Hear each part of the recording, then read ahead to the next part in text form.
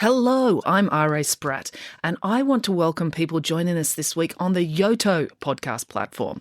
Now, just so you know, most of the bedtime stories I tell here are standalone stories. But over the last year, we have been dipping in and out of the epic story of Odysseus, the hero from ancient Greek mythology. And this week, I'm going to be telling the second last installment of that tale. So if you can jump in right here, that'll be fine. I'm sure you'll pick it all up. But if you did want to go back to the beginning and start from the first episode, you can search back through the episodes. The first episode's called Odysseus, as told by Nanny Piggins, and it dropped on January 8th, 2025. Or you can go back and listen to any of the other episodes. You're going to find fairy tales, myths, legends, and mysteries. I hope you enjoy them all. Now let's get into it.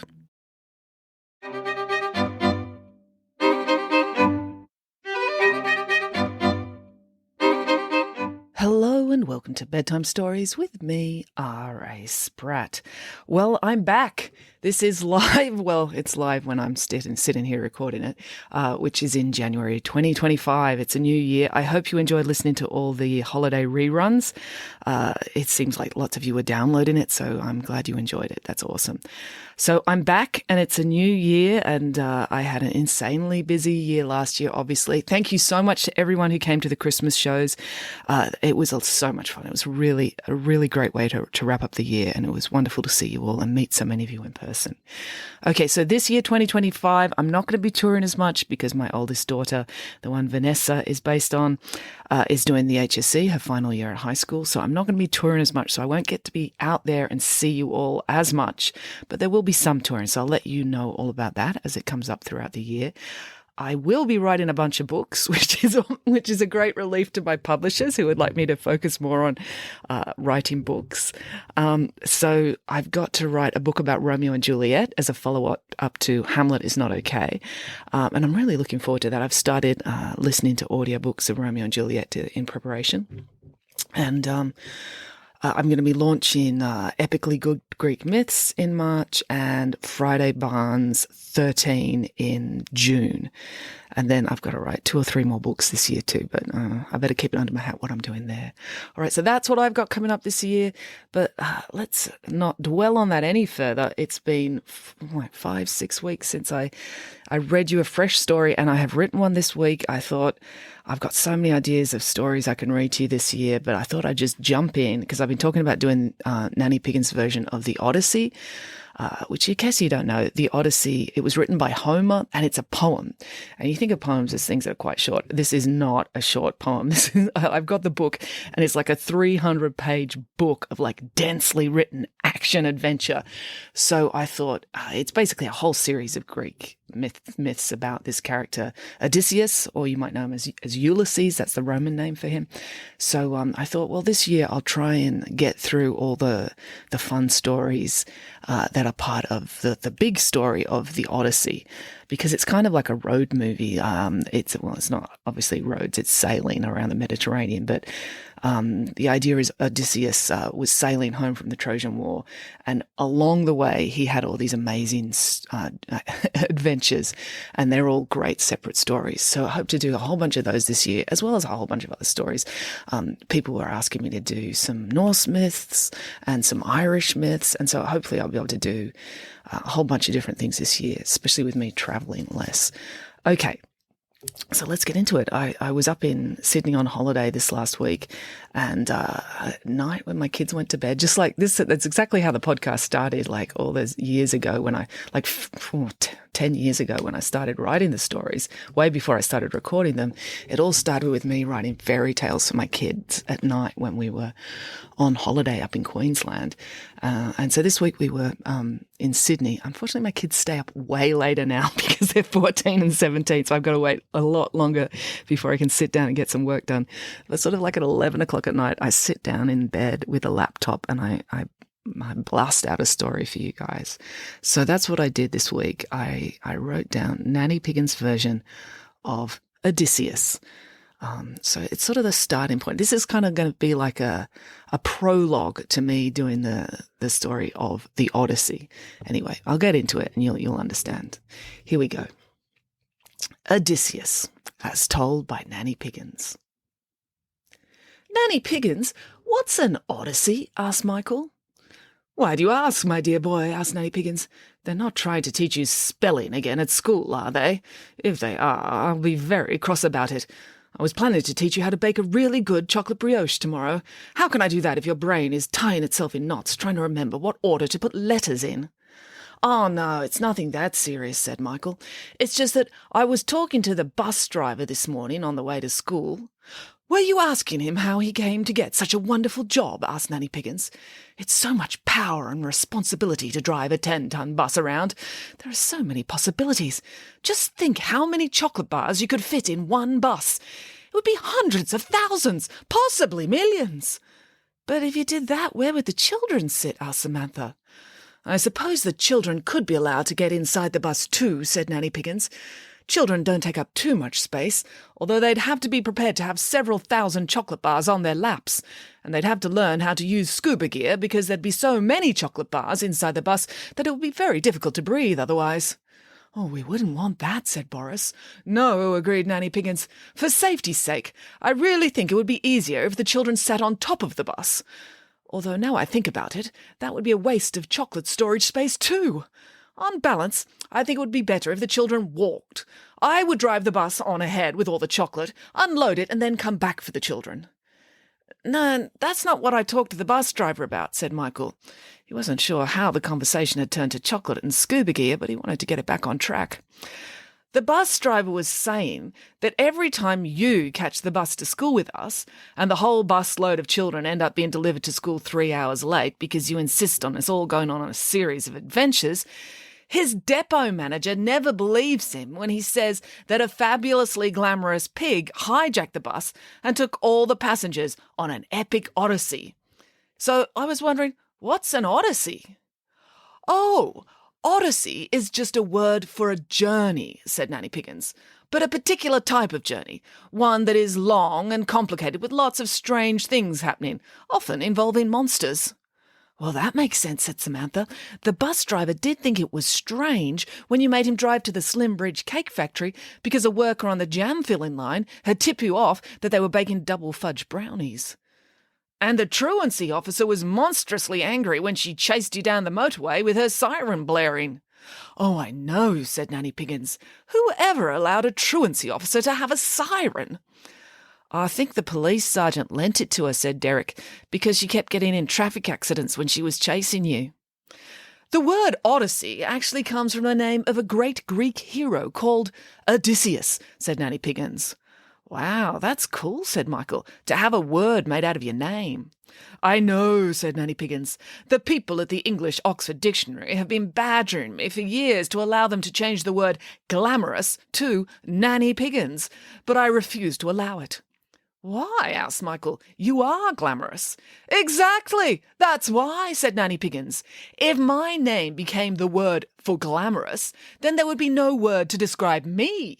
At the moment, I'm often referred to as the world's most glamorous flying pig.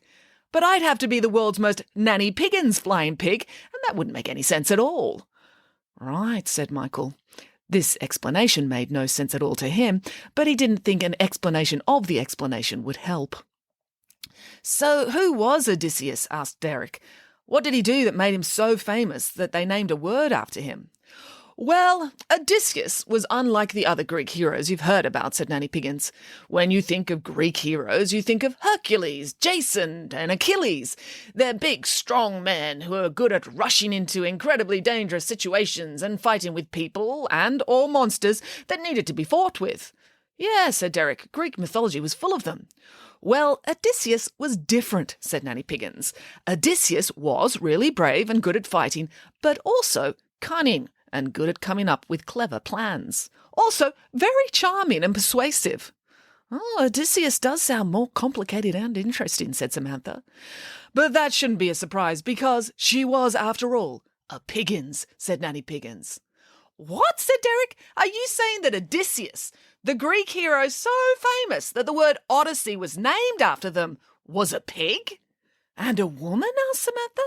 But of course, said Nanny Piggins, Odysseus was the only person in the entire Trojan army who, after 10 years of fighting, had the idea that instead of going out into a field and trying to kill each other all day, every day, they could perhaps try something different, like hiding inside a wooden horse to trick the Trojans into letting them into their city and end the war in one night. It was a stroke of military strategy so brilliant that people still talk about it 3,000 years later. So, of course, if she was that brilliant, she was a Piggins. She also took a journey so epic and amazing, people have used her name to describe epic, amazing journeys ever since, which is just the type of thing my spectacular relatives do all the time. You're going to have to tell us the whole story, said Derek. All right, I will, said Nanny Piggins. But first, let's whip up some baklava. If I'm going to tell you an epic Greek tale, I'll need an epic amount of honey pastries. And so, 45 minutes and 7 dozen trays of baklava later, Nanny Piggins began her tale. Before I tell you about Odysseus's Odyssey, began Nanny Piggins, I must tell you about Odysseus, because you have to understand her to understand how her epic story began. So the first ever Odyssey was all about her journey home from the Trojan War. Now, the Trojan War took 10 years to fight, and the things that went on in that time were more melodramatic than an entire series of The Young and the Irritable put together. Is that possible? Asked Boris. Boris knew this was an incredibly dramatic television show, Nanny Piggins' favourite, in fact. Oh, yes, said Nanny Piggins. If Homer had written a daytime soap opera, he would have had plenty of material from that war. The Greek soldiers were forever fighting about who was going to fight, squabbling over who was going to wear whose armour, and sulking over who got to kidnap who. But to understand Odysseus, we need to go back even further than that, because you need to understand that Odysseus never wanted to fight in the Trojan War in the first place. Why not? Asked Samantha. Because Odysseus was happily married to Penelope, and they had a lovely little son called Telemachus. Oh, that's nice, said Samantha. But isn't Penelope a girl's name? Asked Michael. No, said Nanny Piggins. Yeah, it is, said Michael. Were you around in the ancient Greek story days? Asked Nanny Piggins. Do you know how all the names worked back then? Sammy, Joe, Robin, Billy, these are all boys' and girls' names. The ancient Greeks did all sorts of strange things like marry cloud nymphs and hold up the sky with their backs and walk into the afterlife playing a lute. Who knows what they had in mind when they were naming their children?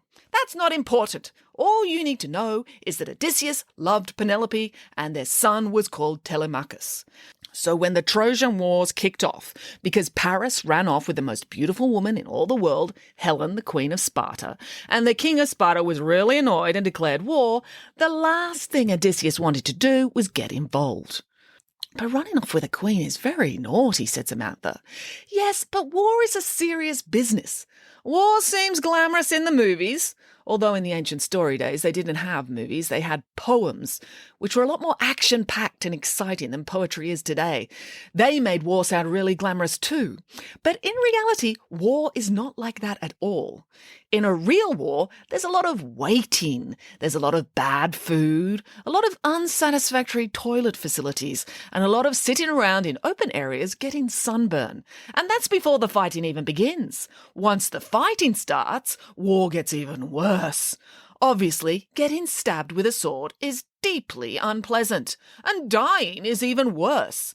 But even just running around in armour, wrestling with people and running away from flaming cannonballs and hacking at people trying to chop their heads off is exhausting. You know how you feel after your school brutally forces you to run the cross-country? Oh, it's awful, said Michael. I'm always exhausted, said Derek. And your legs get all achy and burny, said Samantha. Well, fighting a war is just like that, said Nanny Piggins. It's like doing the worst cardio class at the gym ever. It's like doing a spin class on a bicycle, a pump class with weights, and an aerobics class with jumping around for no good reason, one after another. Only it's not just instructors yelling at you to keep going and try harder. It's enemies yelling at you that they're going to kill you if you don't try harder. So there's a lot of motivation to make it a really unpleasant workout. But everyone knew that Odysseus was super brave and athletic and cunning, which is just the type of person you want when you're heading off to war. Also, she was the Queen of Ithaca, so she had 550 soldiers and 10 boats she could bring them along in. So the king of Sparta sent an envoy called Palamedes to go to Ithaca and recruit Odysseus to come and fight with them against Troy. But Odysseus did not want to be persuaded. She didn't want to go and fight in a war. She'd much rather stay at home playing with a baby, being in love with her husband, and running her lovely farm. So Odysseus came up with a cunning plan. Obviously, she couldn't refuse to go to war. That would be un-Greek of her. The Greeks just love their wars. Also, she didn't want to offend the king of Sparta. He was already upset about his wife running off. So instead of saying no, Odysseus decided to pretend to be insane. So insane that Palamedes would go back to Sparta and tell the king that Odysseus was too nuts to come and fight in the war. You know, that doesn't sound very ethical, said Derek. No, said Nanny Piggins. But to be fair, Odysseus didn't feel she had to be ethical when dealing with a person who was trying to manipulate her into sailing to another country and stabbing a bunch of people she'd never met before. Obviously, Odysseus did think Paris was very naughty for stealing Helen, but she strongly suspected that the king of Sparta had not been a lot of fun to be married to, and probably had himself to blame that his wife was so easy to persuade to allowing herself to be kidnapped. So when Palamedes the envoy turned up, Odysseus feigned insanity. How? Asked Samantha. Did she see a medical professional and get a diagnosis of mental illness? Asked Derek. Oh, goodness, no, said Nanny Piggins. This was the ancient Greek story days. That's not how insanity was established back then. No, it was all much more theatrical. Odysseus talked it over with her husband, Penelope. Husband, said Odysseus, I have a cunning plan. Really, said Penelope. What is it this time? To convince the recruiter that I'm insane, I shall take my plough and instead of harnessing 2 horses or 2 bullocks to the plough, I shall harness 1 horse and 1 bullock. Oh, said Penelope, and you think that's a cunning plan? Oh, yes, said Odysseus, because if I harness a horse and a bullock, they shall move at different speeds and with different strengths, so the plough won't go in a straight line. It will turn in circles. And you think that's going to convince Palamedes you're mad? That's just the start, said Odysseus. Also, instead of sowing seeds, I shall sow salt into the earth. But if you sow salt into the earth, you're going to ruin the ground so that nothing will grow there ever again, said Penelope. Exactly, exclaimed Odysseus. Only a mad person would do that. That is why it's such a brilliant plan. Okay, said Penelope. If nothing else, the fact that you think it's a brilliant plan clearly shows you are mad, so it will most likely work. So when Palamedes arrived the following morning, it was to discover Odysseus ploughing her fields with a horse and a bullock in harness, going around and around in squiggly circles, while she sowed salt into the soil.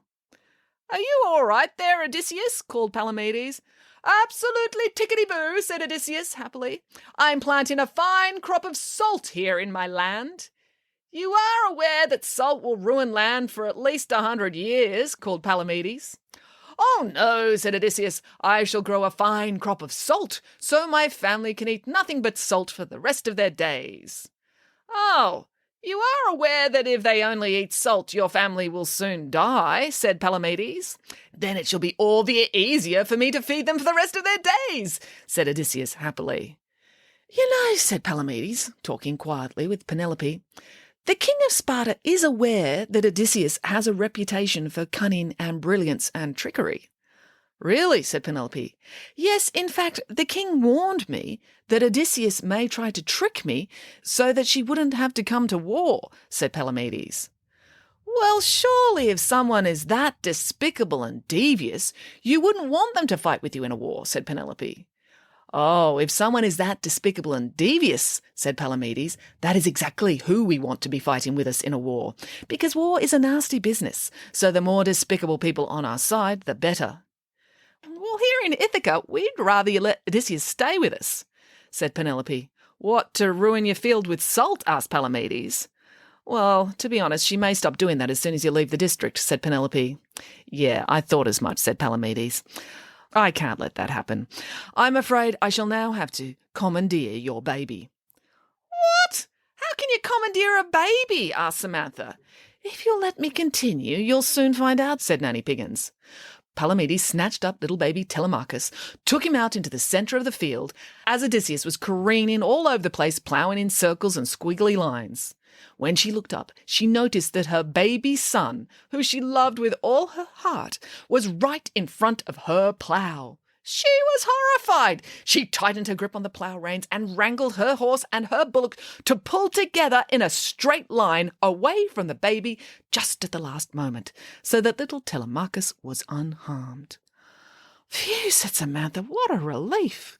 But in doing so, she had proved her sanity, and Palamedes was triumphant. "I knew you weren't insane," he crowed. "The fact that you would go to such lengths to avoid war shows that you are actually the sanest hero in all of Greece." And so Odysseus had no choice. She swore her allegiance to the king of Sparta and set sail with Palamedes to join the rest of the Greek army. "And that journey to Troy was her Odyssey?" asked Michael. "Oh, no," said Nanny Piggins. "The Odyssey didn't come for another 10 years. This is just the backstory, giving you insight into her character and motivation." "Well, it's a very traumatizing backstory with all the attempted violence towards babies," said Samantha. "I know," said Nanny Piggins. "That's how the ancient Greeks liked their poems, full of violence and mistreatment of children, which may go a long way to explaining why poetry was so much more popular than it is now. Anyway, that was Odysseus, a pig so clever and extraordinary a word was named after her. Her actual Odyssey, which came so many years later, was so epic that it would take me days and days to tell you the whole story." "Well, that's okay," said Derek. "We're up for that." "But you have to go to school tomorrow," said Nanny Piggins. "But you don't approve of school," Michael argued. "You say it's not educational." "But sometimes I need you to go to school," said Nanny Piggins, "so I have time to prepare my own lesson plans." "You mean so you have time to buy cake ingredients?" said Samantha. "Yes, that's exactly what I mean," said Nanny Piggins. "I'll tell you what, I'll make a deal with you. If you go to school tomorrow, I will get all the ingredients to make sticky Greek donuts, and when you come home, I shall tell you the first installment of the Odyssey. I shall tell you the tale of Odysseus and the lotus flower eaters." "Deal," said the children. And so the children all went to bed, wondering what on earth a lotus flower eater was, and could hardly wait to be able to hear the next installment of Odysseus's epic tale. The end. Time for bed. All right, so we're going to leave it there for now. So I'm heading up to Sydney tomorrow to record my next audiobook, which is Epically Good Greek Myths, which you will know the stories from the podcast. It's a collection of stories from the podcast. So that's what I'm doing this week, and I'll be back again next week, and I may very well do that lotus flower eaters story for you next week. All right, well, that's it for now. Until next time, goodbye.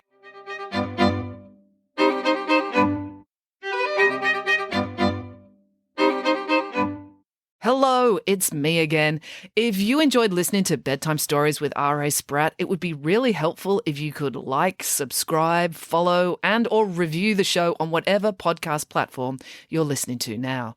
Every little one of those digital affirmations helps, and the bigger this podcast gets, the more I can justify procrastinating from my real job to keep bringing these stories to you. Thank you.